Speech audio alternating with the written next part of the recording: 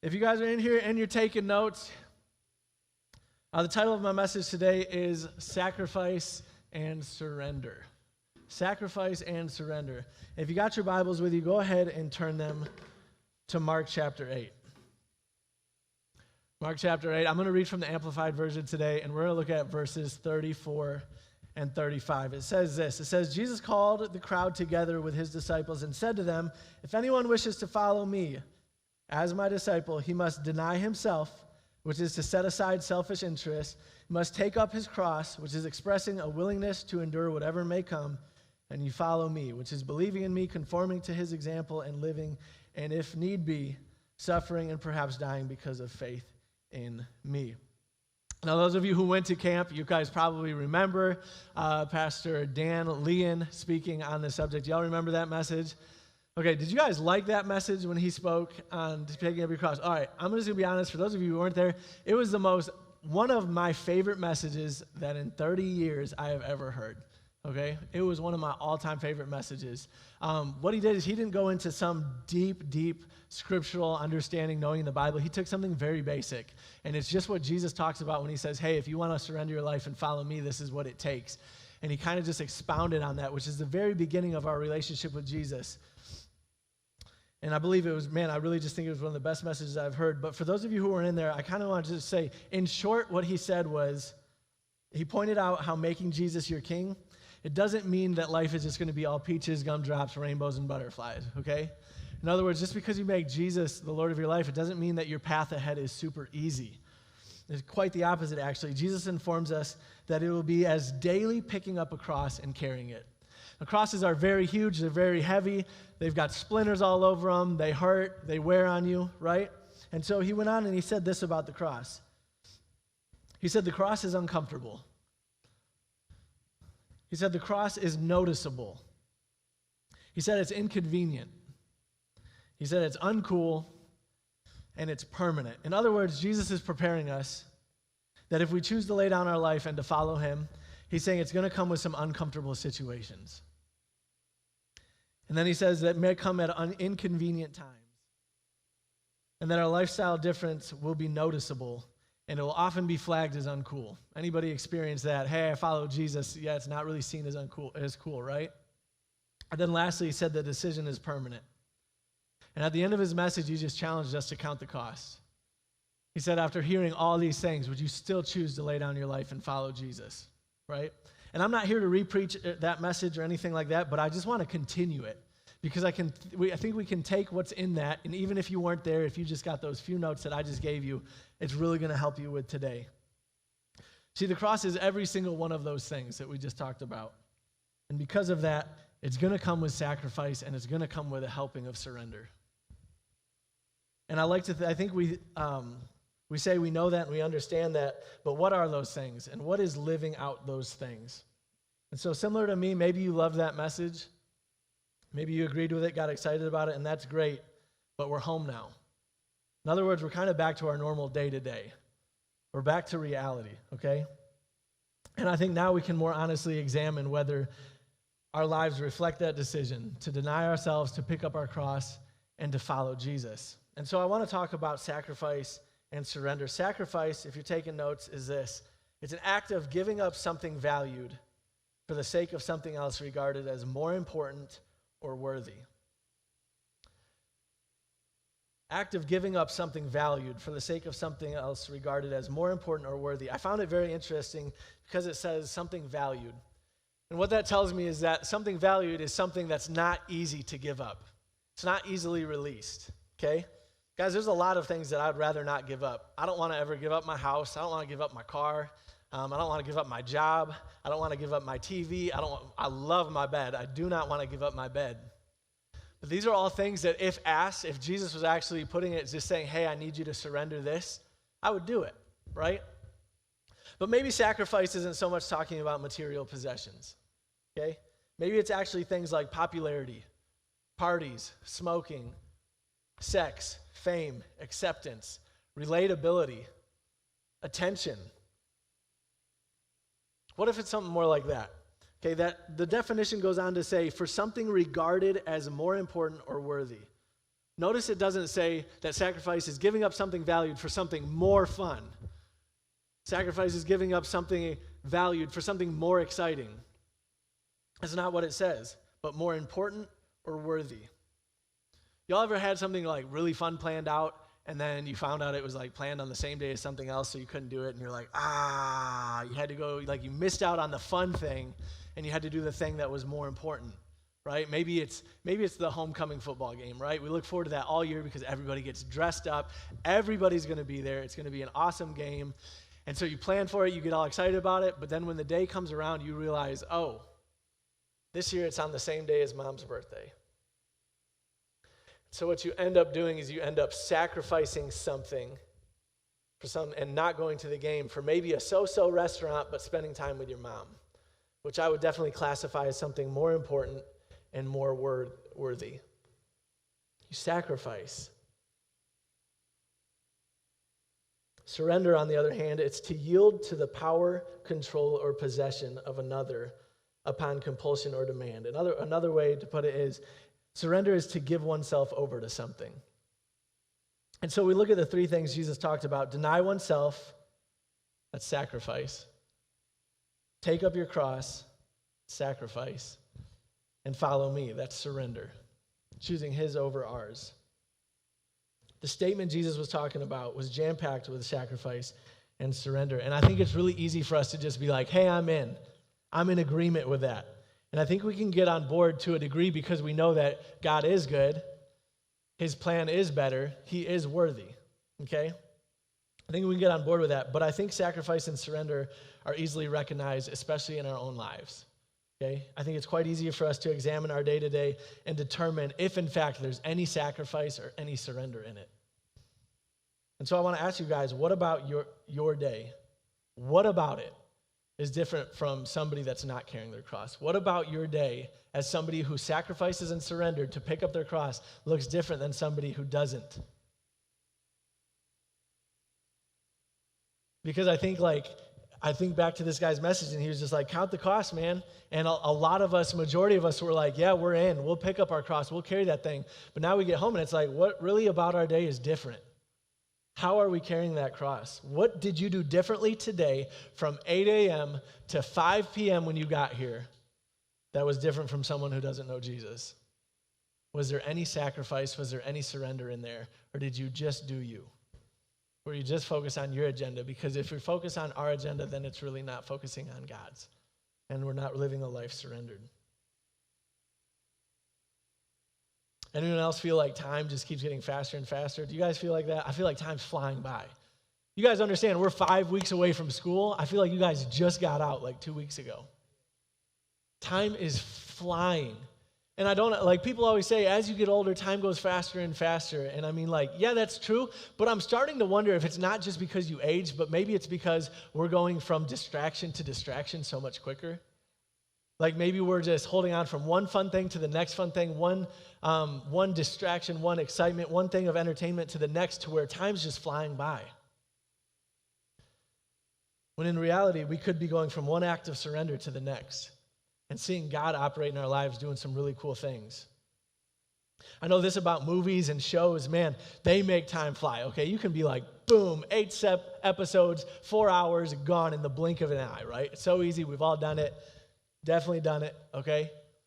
Time goes by really fast. This is why when I go on airplanes, I don't like airplanes, okay? Because my knees, they get really sore, they get really uncomfortable. I don't sit still. If you guys ever sit next to me, if you watch me on a Sunday service, I'm always moving. I'm always doing whatever, leaning forward, like I'm always moving. So on a plane, I get really uncomfortable. And time on a plane, like a minute feels like an hour to me. I hate flying. Okay, so what I do is I download a bunch of episodes on Netflix and I watch them during the plane ride because I want that time to fly by, okay? I do it. Time's speeding up. It's flying by. I want to look real quick back at that verse. Can you put that verse back up, Mark 8? It says, pick up your cross. I think sometimes we pick up our cross for 15 minutes a day and then we lay it down and we go, hey, check it out, sacrifice. Jesus spent 15 minutes, sacrifice. Boom, killed it, nailed it, clocked in for the day, got my 15 minutes. Sacrifice today. I did the Jesus thing today. I was in surrender today. But I just don't think like Jesus is looking for this 15-minute sacrifice. I think he's looking for our lives to be a living sacrifice. I think he's looking for more surrender than just, hey, I opened my Bible and yeah, I encourage you guys all the time, hey, if you're not doing anything, start with 5 minutes. But understand, when I say start with 5 minutes of reading the Bible today, I'm talking to you like you've never done it. So I'm giving you something attainable. But you better graduate from 5 minutes to 10, and you better graduate from 10 to an hour, and you better graduate from an hour to living your life in a way of sacrificial living and surrender. And I promise you that may sound really hard and bad, but we'll get to it. It's not that way, all right? I don't think Jesus, when he says surrender and sacrifice, he's not saying, hey, your life cannot be fun, okay? You guys got to look around at the world around us. This world is incredible, right? There's mountains, there's lakes, there's awesome animals. Like, there's so much in this world, and God gave it to us. Why? To lord over and to enjoy. This world is awesome. And so we got to know God's heart and his intention is it's not just living a life of just eating dirt. No, he wants us to enjoy. I believe he's informing us in that scripture that a life surrendered to him will look very different, but it's by far greater. Let's look real quick in a story in Luke chapter 10, and this is going to be familiar to a lot of you guys, but we're going to look at it a little bit different today.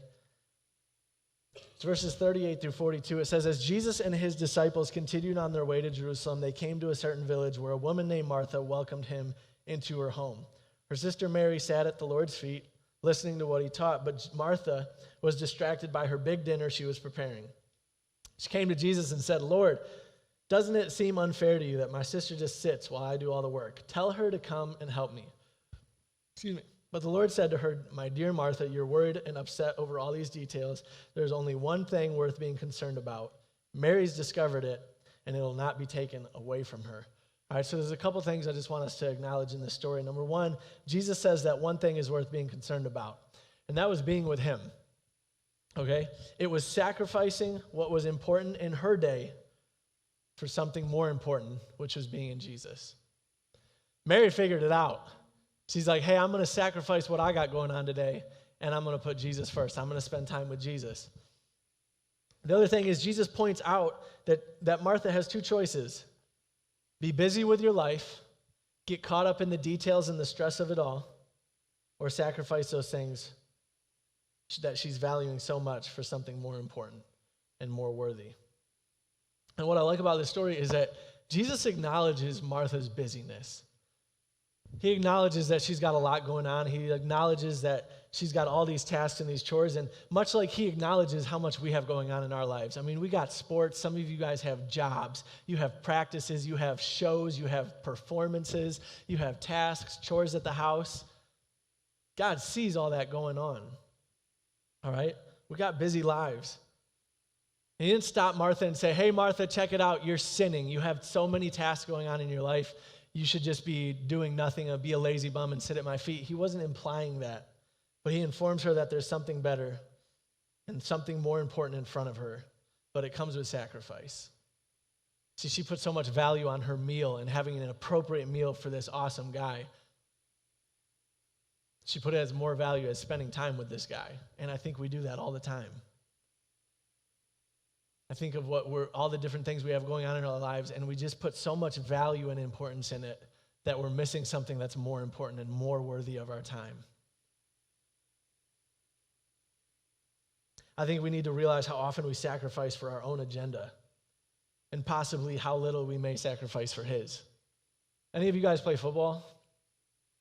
Nobody? Okay, so football, this is the main reason I never played football. They practice all summer, all right? Most of the schools, they'll do 2-a-days, which means they're up early, they're practicing in the heat, they're coming back in the afternoon, they're practicing in the heat. They're up early, they're sweating like crazy, their muscles are to the point of exhaustion, they're sunburned, they're hungry, they're tired, they're sacrificing. They miss out on going to the lake, they miss out on sleeping in, they miss out on hanging with friends. Why are they willing to sacrifice all those fun, desirable things for blood, sweat, and tears? The reason they're willing to do that is because they committed to sacrificing for something more important or worthy. See, we do it all the time. How come we'll sacrifice hours of what our flesh wants for the sake of a football game, but we won't sacrifice hours on our phone for an audience with the king? How come we won't sacrifice and practice daily to better learn a sport or an instrument, but we won't sacrifice daily to better learn his voice? It's easy to say I surrender and I pick up my cross. It's a whole other thing to actually do it. I worry too many of us, we keep trying to fit Jesus into our busy day instead of trying to fit our busy day around Jesus. You know? I found that if we don't read our Bible, if we don't spend time with Jesus in the morning, it makes it really hard to make it happen later on, because suddenly we start valuing and we start running out of time, and suddenly God's on the back burner instead of on the front burner like he was supposed to be the entire time.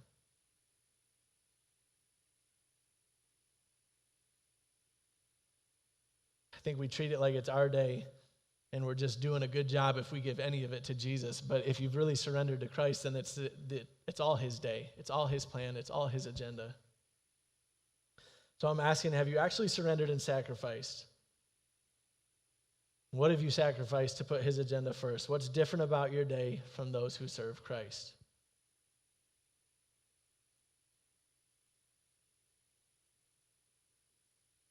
Guys, there's lots of areas we can sacrifice. I'll just be honest. It's a sacrifice to pray for a while before you click the on button on the TV. That's a sacrifice.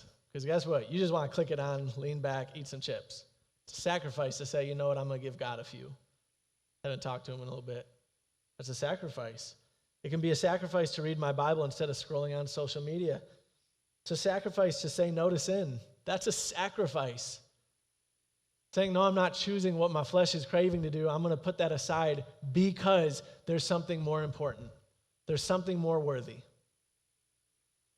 Surrender. It can be sacrificed to stay engaged in worship the whole time.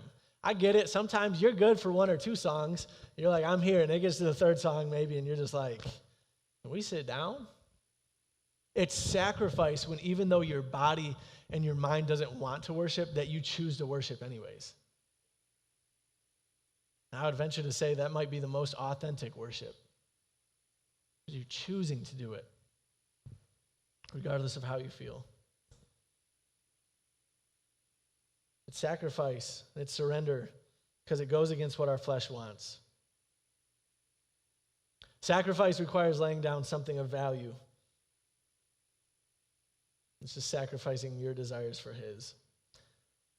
And although that might seem like a crazy thing to do, the goodness of God is that when you do those things, when you sacrifice for the things of God, you start craving the things of God. What do you mean, Brayden? The more you pray, the more you're going to crave time to pray. Okay? The more you study and understand God's word, the more you will crave to be in his word.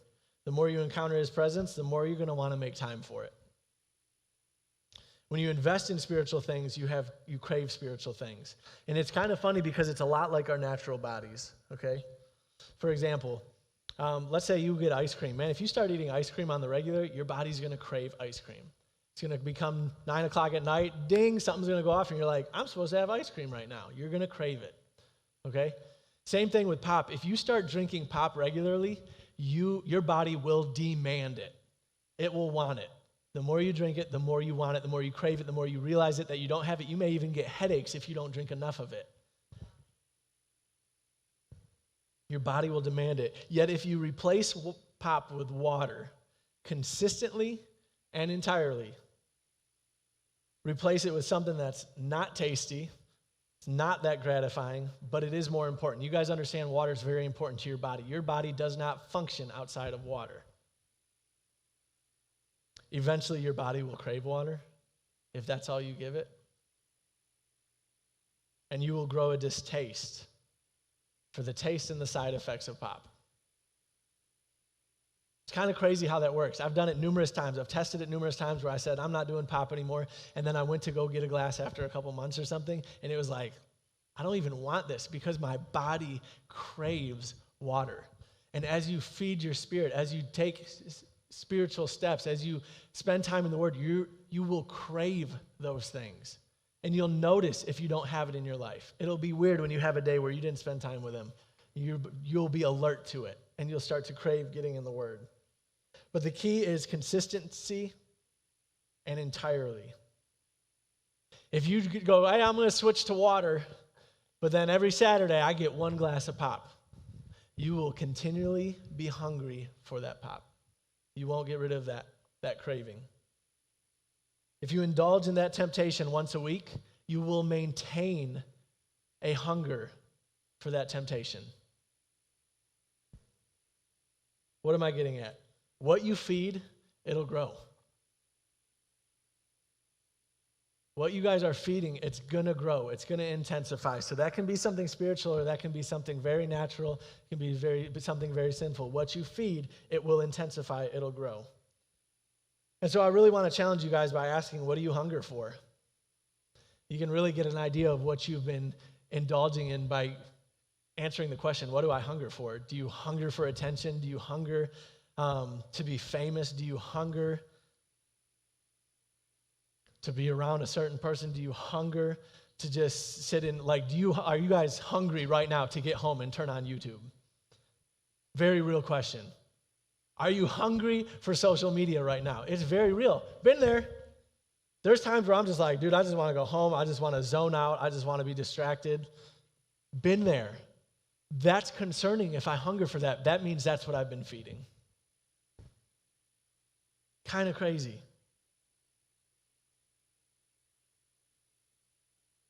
I know what it's like to hunger for Netflix for 3 hours. I know what it's like to hunger for attention.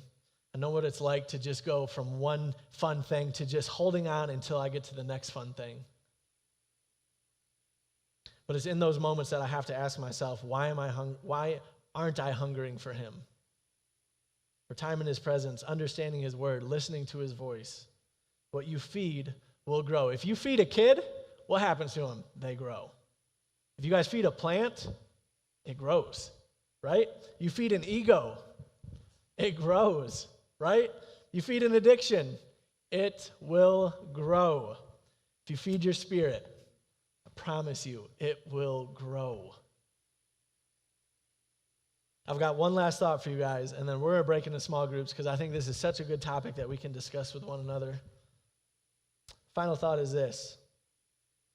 What would God be able to do in you and through you if you constantly fed sacrifice and surrender?